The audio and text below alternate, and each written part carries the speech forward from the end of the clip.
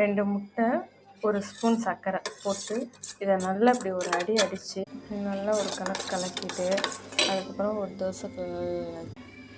தோசைக்கல்லை வச்சுக்கலாம். அதுக்கப்புறம் ஒரு ப்ரெட் எடுத்து இதில் நல்லா நனைச்சிக்கோங்க. ஓகேங்களா? நல்லா இதில் டிப் பண்ணிக்கோங்க. ஓகேங்களா? டிப் பண்ணிட்டு தோசைக்கல்லை போடுங்க. தோசைக்கல்லில் போட்டு திருப்பி எடுக்கலாம்.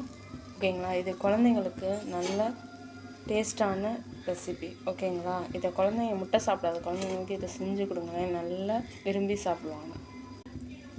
இது மேலே கொஞ்சம் லைட்டாக எண்ணெயை ட்ரிப் பண்ணிக்கோங்க. ஓகேங்களா? இந்த அளவுக்கு சவுக்கிற அளவுக்கு நல்லா கொஞ்சம் நேரம் வேக விட்டுருங்க. ஓகேங்களா? இந்த ரெசிபி எப்படி இருந்துச்சுன்னு பார்த்து கமெண்டில் சொல்லுங்கள். எப்படி இருந்துச்சுன்னு லைக் பண்ணுங்கள். Okay, thank you friends. ஓகே, பாய்.